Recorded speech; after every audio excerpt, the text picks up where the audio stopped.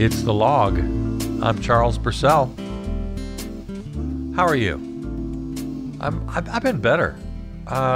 Dreaming. Oh my gosh. A lot of dreaming.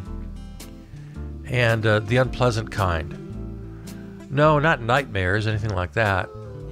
The kind of dreaming where you don't remember what you dreamt, except that it was frustrating and anxiety-inducing. I'm having stress dreams, but then I don't even have the pleasure of at least remembering them and being able to share them. Lucky for you. Nothing worse than people who share their dreams. I've often said sharing your dreams and telling other people about a TV show you saw or a movie, that's the worst possible of all conversations. Trust me on this. Your friends and family, they're probably nice people, so they probably listen attentively and feign interest. But I guarantee you, if you're describing the plot of a television show or a movie that you liked, it's bad conversation, and the listener can't wait for you to stop. And the same goes for describing your dreams. Just don't do it. Hey, Mount Everest is higher than it was yesterday. Did you see this? Every once in a while, they just check out the measurements of such things and make it official. And there's been some conflict between China and Nepal for many years, agreeing on the standard height of Mount Everest. So for you trivia players out there, the new official figure for Mount Everest is 8,848.86 meters. That's 29,031.69 feet above sea level. See, that's another thing. When your trivia host is asking the question, make sure you clarify now, is if you're asking for the height of a mountain, is that above sea level or is that from the base? And that's where it gets a little tricky there. How do you determine what the base of a mountain is? But from sea level, and sea levels change as well over time. So this is not an exact science, even though they get down to the hundredth of a meter.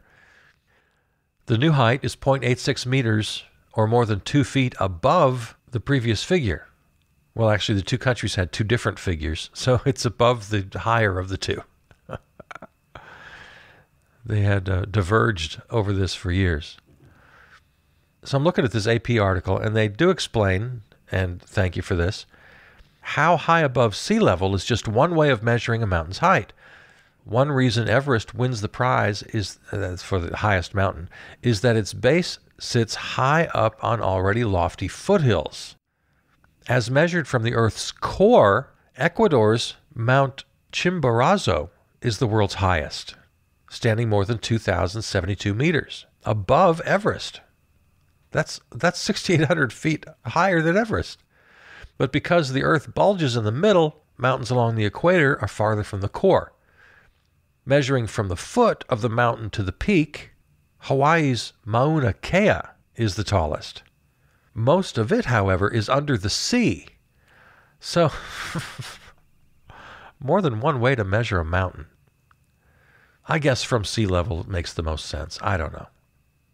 So, yeah, if you're a trivia player and you've had this figure in your head for a while, add 2 feet to the height of Everest as measured above sea level. 29,031.69 feet is the agreed upon height of Mount Everest. There you go. Go out and play trivia. Hey, another random story I came across. Headline, Why Swedes Don't Speak to Strangers. I'm half Swedish myself. The other half is Scots-Irish.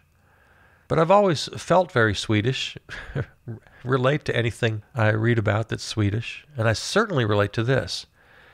In Sweden, casual chattiness is seen as needless, since conversation is used for exchanging real, meaningful information, just like I'm doing right now.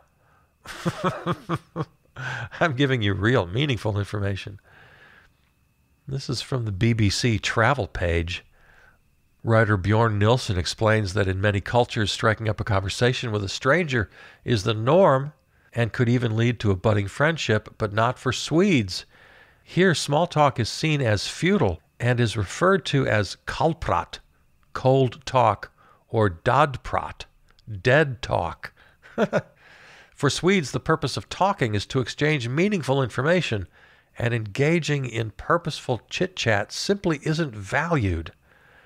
Experts say this reserve could be due to Sweden being a sparsely populated country in a relatively vast landscape, whereby for hundreds of years people grew accustomed to rarely speaking with those outside their immediate circle.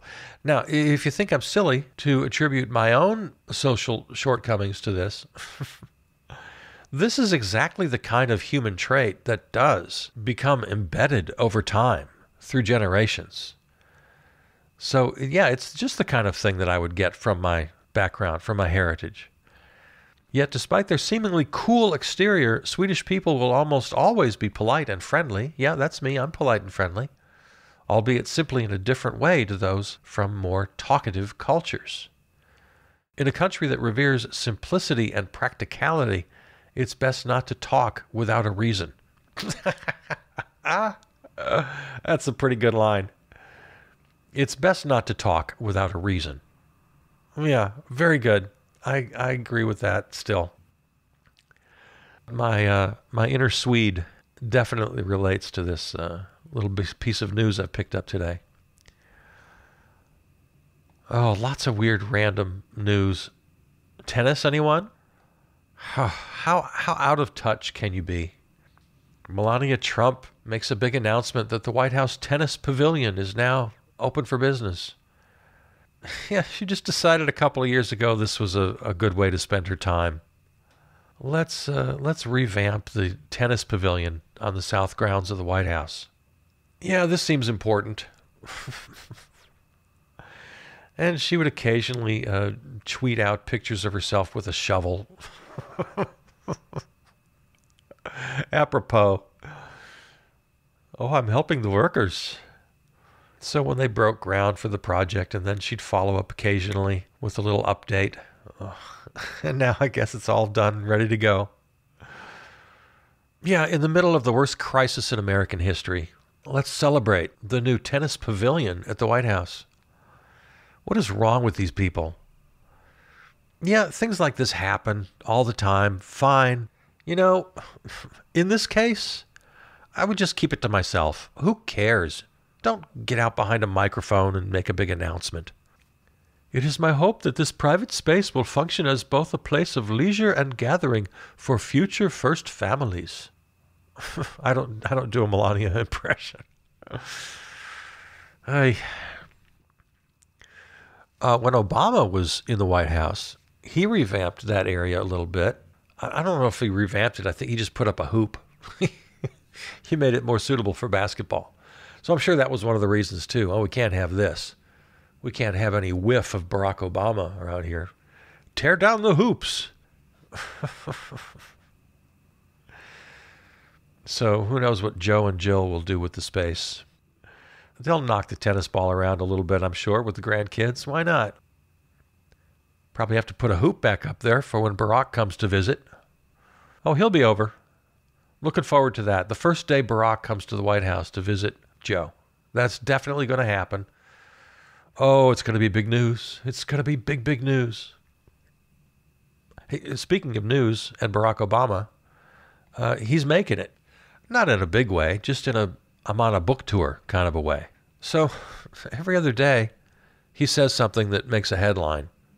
The most notable was it just last week? He admonished those of us who use the phrase defund the police. Oh, you can't do that. He also made a headline by saying in one of his book tour interviews that Alexandria Ocasio-Cortez should have had more time at the Democratic convention to speak. They only gave her 60 seconds. She took closer to 90, so what a rebel. But yeah, he said the Democrats should give her more of a voice, that she's a dynamic young leader, and I agree with that. And, of course, it's only natural that over the last 4 years there'd be some sort of hero worship for Barack Obama, because relative to the Orange Menace, yeah, he is the greatest thing since sliced bread. But compared to sliced bread, he's not. And on this defund the police thing, I'm just sick to death of having to apologize for saying exactly what I mean. Yeah, I do mean defund the police. We've been over this and over this. The police are just a ridiculously ill-conceived institution. A bunch of testosterone cases with power trips, and you give them guns and power and authority. It just makes no sense. It makes no sense at all. The police as an institution, as we know it, needs to be literally abolished, and we need to start over from scratch. They were designed to be a domestic army, basically to put down slave revolts. That's how the police in this country were originally conceived, and they've evolved from there. Of all the things that police do, a tiny fraction requires these chest-thumping action figures who actually have to face down criminals, dangerous criminals, in the act. You know how often that happens? That's about 1% of all police calls. The rest of it is getting cats out of trees. It's enforcing traffic laws. It's arriving at the scene of a crime after the fact and investigating the crime after the fact. 99% of what cops do not require a gun and all this adrenaline that they seem to have stored up more than any other profession. They're just keyed up all the time, it seems. Oh my gosh, I had to kill him. I was afraid. I know he was just carrying a sandwich, but it could have been a gun. So stop telling me that my phraseology is hurting my cause. I don't want to reform the police. I don't want to restructure the police. I don't want to reimagine the police. I don't want to redesign the police. No, I want to abolish and defund the police. That's exactly what I mean. So when Barack Obama had that headline last week, I wasn't happy about that. That he joins the chorus, the namby-pamby singers. And then he had another one. It brings us to mind because he had another one just today I saw. In a pithy little meme form, picture of Barack looking very pensive. And his quote, "I don't know what happened to our culture." I wish I did impressions. I should work on impressions. It would be better. Can I do a Barack impression? I don't know what happened to our culture. No, see, I can't do impressions. I'll have to work on that. I don't know when we began to celebrate bullies instead of looking out for people who care for other people. When did that happen? What? Huh? He's a smart guy. Does he actually... Is that a real question? Again, the quote, "I don't know what happened to our culture. I don't know when we began to celebrate bullies instead of looking out for people who care for other people. When did that happen? Where have you been? You're a smart guy. You know American history. When we began to celebrate bullies? Maybe from the founding? Maybe from Plymouth Rock? Who were bigger bullies than the Puritans? Than the Pilgrims? Putting the heads of natives on a pike? Practicing genocide? Who were bigger bullies than every president who ever sat in that Oval Office? From the Trail of Tears to the bombing of Cambodia, to drones, to kids in cages, to border walls. When did we not celebrate bullies? It defines us. It's who we are. Looking out for people who care for other people. I mean, sure, there are lots of good people in this country. There are lots of good people in every country. But as to what defines the character of a country, yeah, I think bully is pretty appropriate. That's the right word. See, this is why I could never be president. Well, there are many, many reasons why I could never be president, but this is one of them. When I was a kid, I wanted to be president. I really did. I honestly did. And I don't know if I've told you before, but that dream lasted beyond childhood. Really, as a young man, I kind of had this plan. I thought I'd do, local politics, maybe run for the state senate or assembly. Oh, yeah. I thought this was a life I would maybe be good at. And I was very interested in serving. And I really wanted to be president. But I realized over time that A, I probably wasn't smart enough. I wasn't disciplined enough. I wasn't ambitious enough. There are a lot of good reasons. But one of the big reasons was You really have to love this country in a weird kind of fetishizing way. You have to be like Barack Obama. And you have to really believe that our truest nature is that we're people who care for other people. We're not bullies. That's not the character of our nation. No, as I grew out of childhood and into adolescence and as a young man, I completely lost that blind spot that you have to be president of this country. You have to just love it in a kind of weird kind of way. That's why I use the word fetish. You have to fetishize. You have to make it something it's not. You have to kind of worship this fictitious version of what we are. Now, Barack Obama, probably better than any other president, did try to walk that line. He tried to be honest about our history, about slavery, about racism. Oh, he tried, and he still tries. But still, at his core, he's got that weird little kind of jingoistic love that I lost along the way. One of the many reasons I could never be president. Well,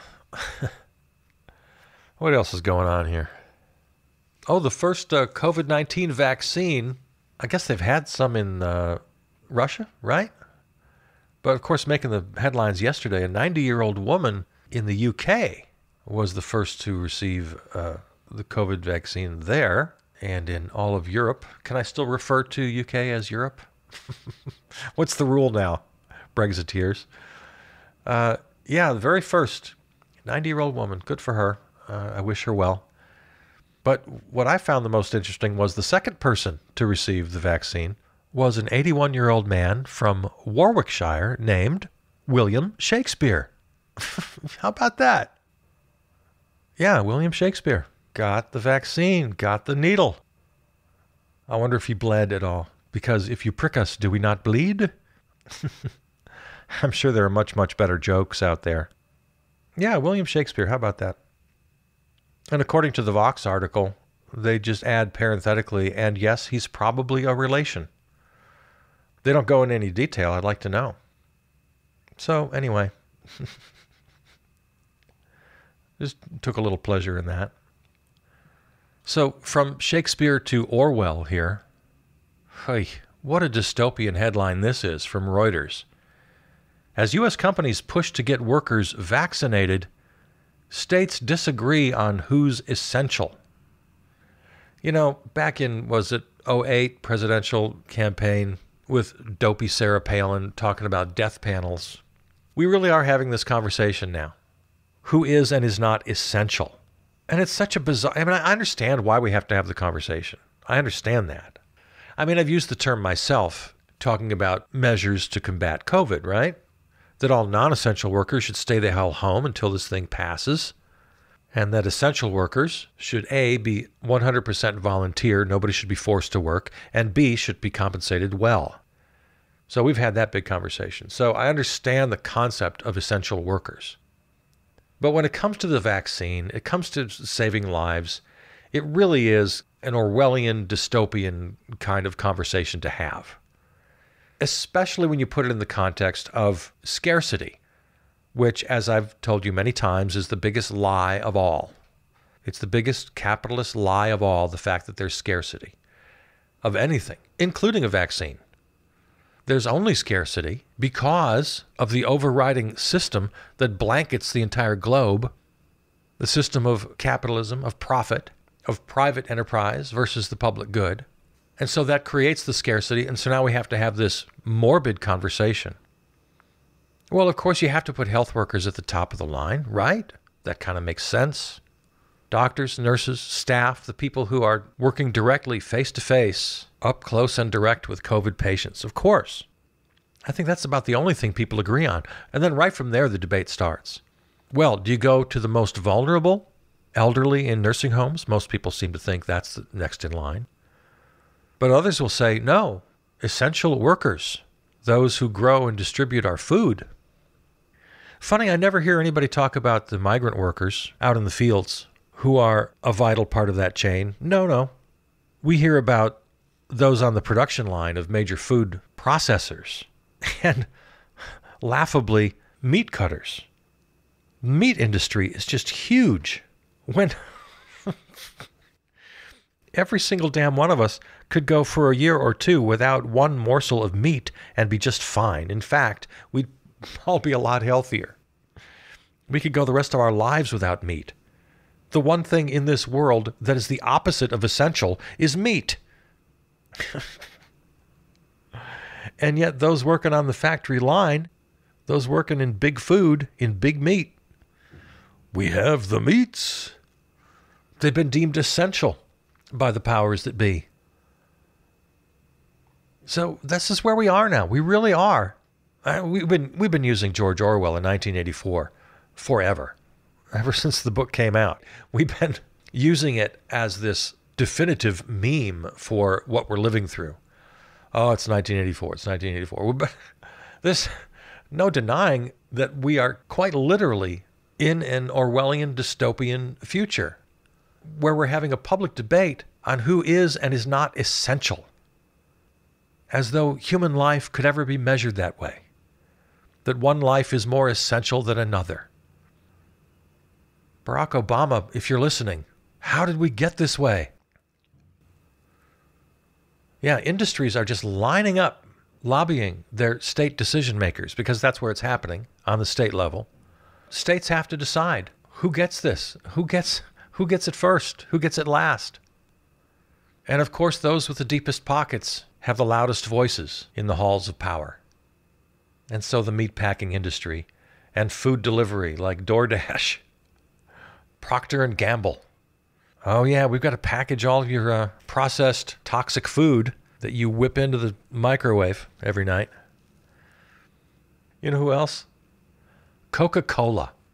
Yeah, yeah. Coca-Cola has sent letters to all 50 U.S. states and federal officials urging their nearly 1.2 million workers to be prioritized for a vaccine. Coca-Cola. Again, look it up in your thesaurus. What's the opposite of essential? What's the exact opposite of essential? That would be Coca-Cola. God almighty. Oh, the vaccine. The vaccine. In this weird dystopian capitalist world we live in, every single available body should be put on this job to produce, distribute, and facilitate the vaccine. Think of the millions and billions of worker hours spent on silly, frivolous things. And it all continues while a handful of heroes try to get this job done. Oh, but everybody's busy doing other things because we got to keep those profits flowing to the top. Stocks scale new peaks. Reuters again. Global stocks reached record highs on Wednesday as investors hailed efforts to provide more fiscal stimulus and positive news on COVID-19 vaccines. Yeah, rich get richer. The investing class, they couldn't be happier. They're on top of the world. The dollars are just raining down on their little party. Make it rain, baby. Make it rain. Stocks scale new peaks while we decide who is and is not essential. And who among us honestly believes that people with real money ain't going to get this vaccine when and where they want it? Does anybody believe that? The richest among us, the CEOs, the superstar athletes, you don't think they're going to get a vaccine? You don't think they're going to find their way to the front of the line? Of course they are. Rich individuals will be vaccinated. Rich countries will be vaccinated. It's already clear that that's happening because this whole process of purchasing the vaccine has been in the works for quite some time. We just saw how the Orange Menace boofed it, did not get the doses offered by Pfizer. So even though we're the richest nation on earth and all the other rich nations have got what they need, and in some cases 4 or 5 times more than they need.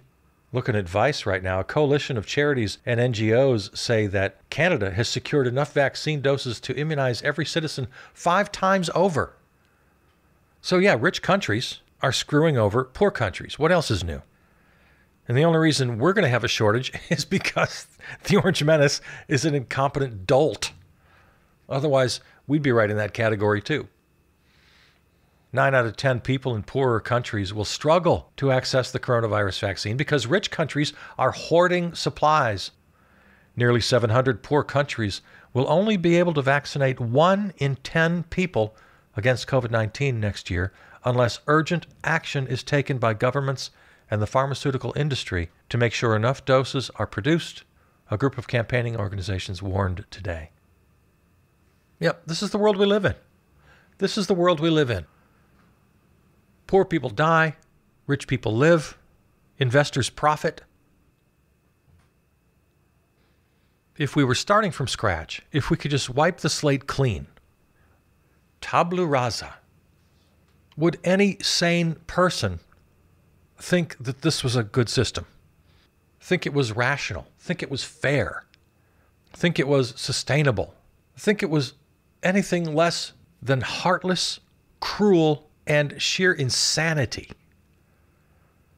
This world system based on private property and profit. If we were set with the task today to sit down together, look each other in the eyes, and devise a system of the production and distribution of goods and services that people need to survive, devising systems of education and the arts, the sciences, through which our culture could flourish and a sustainable future protected. Is this what we would come up with? Lord mercy, we're on the wrong track, and we have been for such a long time. But we're like the guy who's too stubborn to admit that he's lost and just keeps trudging forward deeper and deeper into this black hole. Too stubborn to turn around and find a new path. Man, we just got to slam on the brakes. We got to turn this thing around. We have to admit that this just ain't working.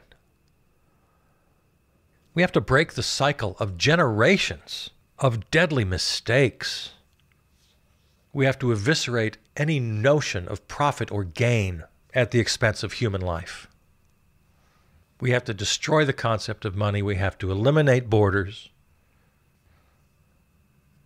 The virus isn't killing us any more than earthquakes kill us, or tornadoes kill us, or droughts kill us, or famine kills us.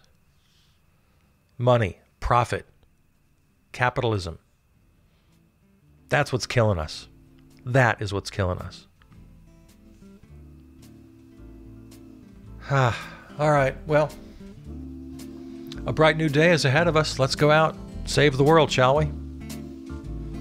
I know the sun is shining where I am. I hope it is where you are. And I hope your heart is full. And I hope you're filled with righteous indignation today. And you'll go out and do your best as you tread this holy ground. I love you. I'm Charles Purcell.